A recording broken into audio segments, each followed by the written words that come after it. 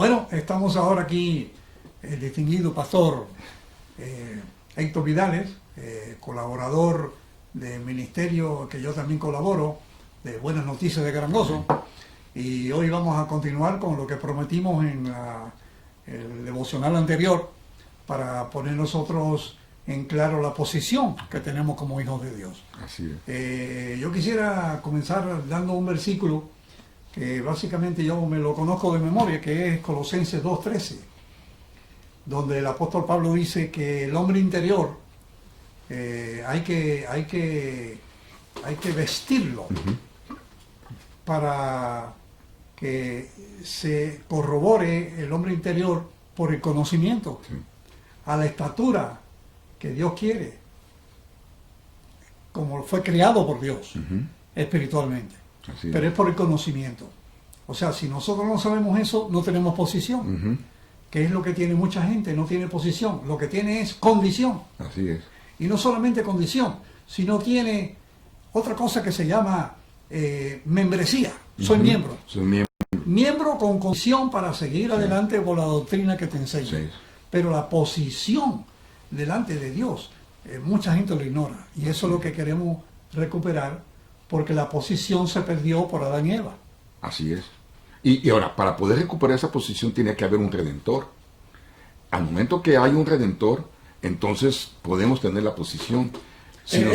¿Cómo dice Apocalipsis 13:8 que el cordero que fue inmolado desde cuándo? Antes de la fundación del mundo. Quiere decir que desde antes que el mundo fuera creado, Dios ya tenía un plan. Seguro. Pablo lo establece también en Y Corintios. todavía Isaías, 800 años antes de Cristo, habla del cordero que iba a morir por nuestros por pecados. nuestros pecados.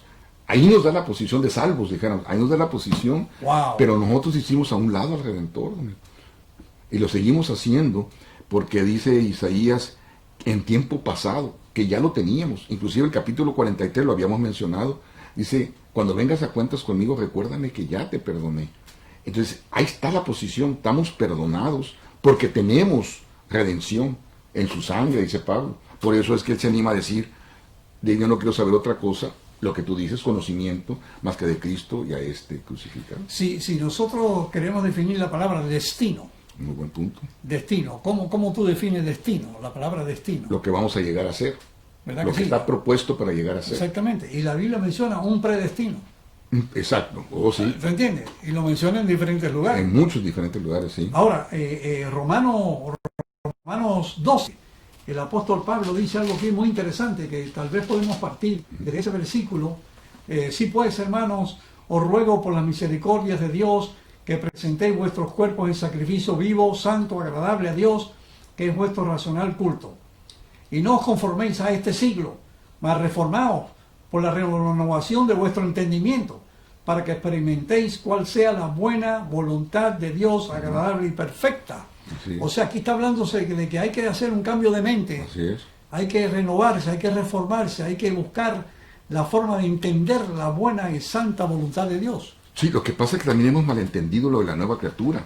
En la misma nueva criatura es una renovación.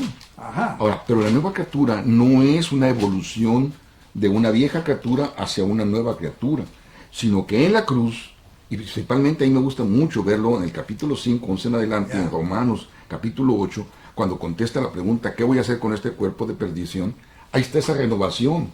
De ese cuerpo de perdición, el capítulo 8, por ejemplo, nos habla de vivir una vida en el Espíritu, pero que es dada por Él. Porque aquel que debía ser juez, entonces se convirtió en nosotros, entonces nos dio esa posición.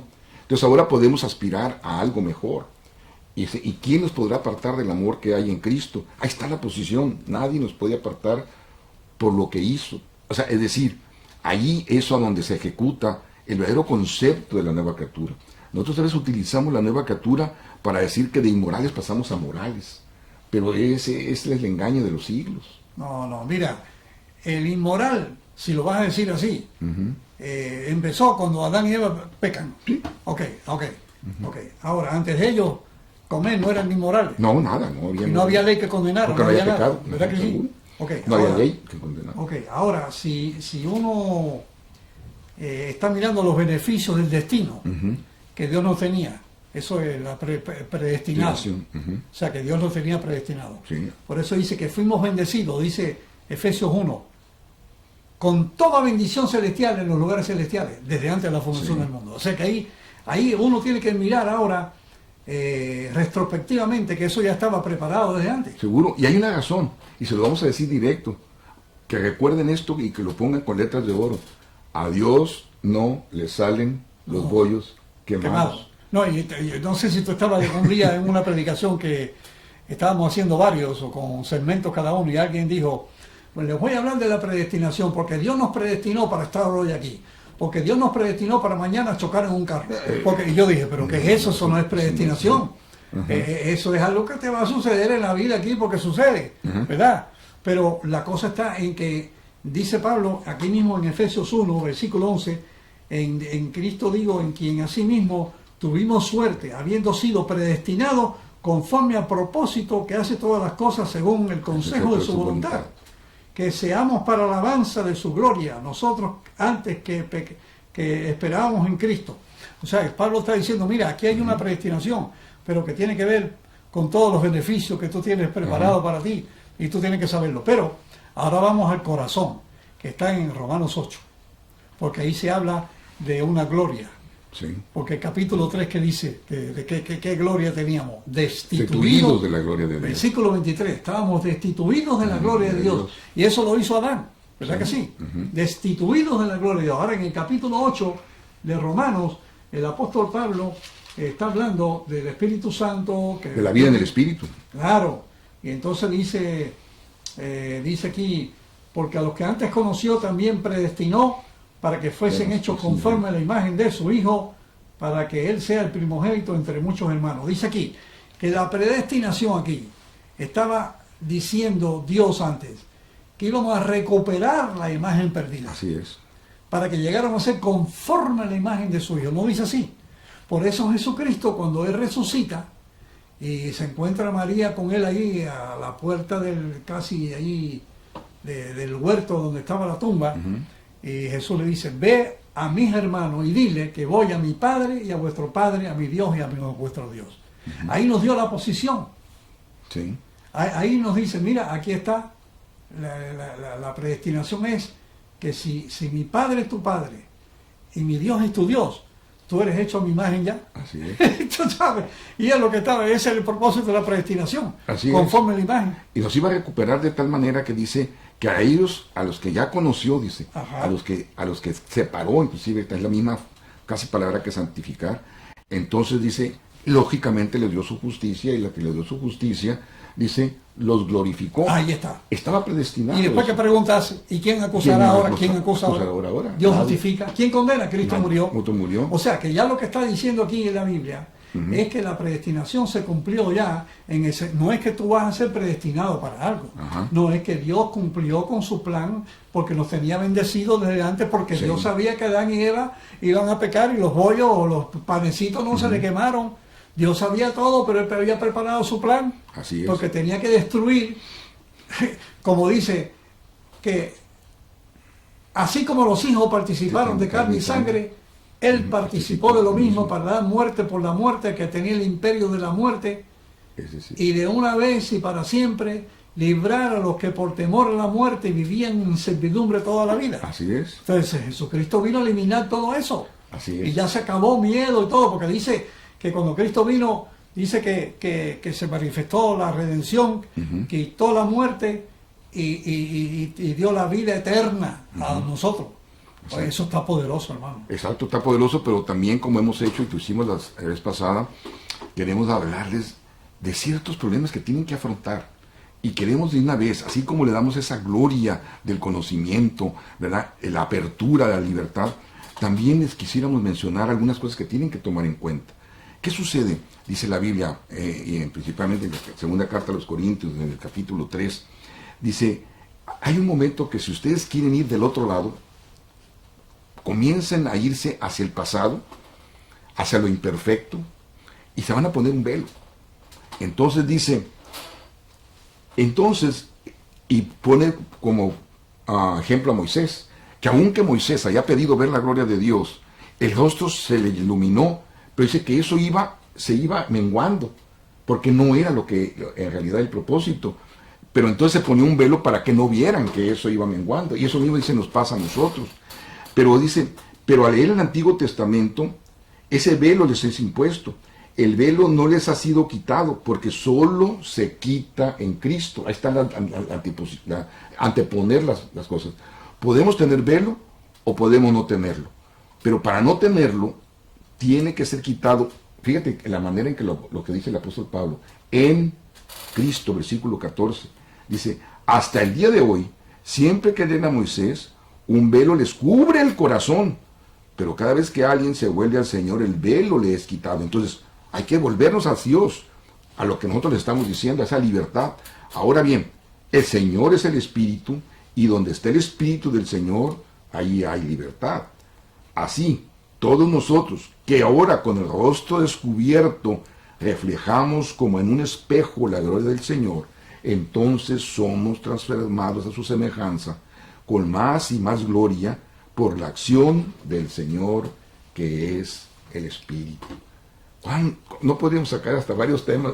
No, sí, no, pero fíjate, lo lindo de esto es que cuando lo que Dios había destinado para nosotros, recuperar la imagen perdida, la imagen se perdió por causa de Adán y Eva, porque dice que al comer Adán, pues quedaron desnudos de la gloria, destituidos de la gloria de Dios. Entonces entró el proceso de la carne en degeneración hasta que moría. No importa los años que viviera. Entonces esa gloria se perdió. Ahora, cuando viene Jesucristo, dice que entonces Él, estando muertos en delitos y pecados, el poder que resucitó a Cristo, Efesios 2, nos resucitó, nos dio vida y nos sentó junto con Él en lugares celestiales. Quiere decir que ahora dice que a los que llamó, justificó, y a los que justificó, glorificó. Quiere decir que el capítulo 3 de Romanos dice que fuimos destituidos por causa de Adán y Eva, ¿verdad? Y el capítulo 8 dice que ahora fuimos glorificados. Ahora mi pregunta es, si una vez se perdió la gloria, y ahora después la gloria la recupera Cristo, la gloria se perdió por Adán y Eva sin contar con nosotros. Eso es. Y cuando Jesús llegó importante. Tampoco contó con nosotros, porque no, pasaron 2000 años y yo nací 2000 años después. Exactamente. Y ahora por la palabra yo conozco que fui glorificado. Mi pregunta es, pastor, esa gloria que Dios nos dio recuperada, ¿verdad? Que ahora no puede acusarnos nadie, porque el enemigo fue arrojado, dice. ¿Quién acusará a los escogidos de Dios? Entonces, ¿se puede perder esa gloria otra vez? No, a no ser que nos pongamos el velo. Entonces, bueno, yo creo que, perdona. En nuestro espíritu, no en la realidad de las cosas. Yo creo que no es el hecho de que se pierda la gloria, sino que se sufre en vano. Exactamente, es decir, se pierde entre comillas, es decir, pierdo el gozo de la gloria. Exacto. Porque la gloria no se puede perder, puesto que lo dio el Señor de la gloria. Exactamente. Y juró, dice, sobre sí mismo. Y Él fue a la cruz sin tomarnos en cuenta, dice. Y además dice, Él lo hizo, capítulo 9, por ahí de Romanos, dice, ¿y quién eres tú para pedirle cuentas a Dios que nos haya dado esa gracia? Por el ejercicio de su voluntad, dice. Así mismo. Y aún estando en delitos y pecados, Él muestra su amor para con nosotros, en que nos amó tanto que se entregó. Mire, nosotros tenemos un concepto, él y yo, que no nos gusta decir salvo, siempre salvo.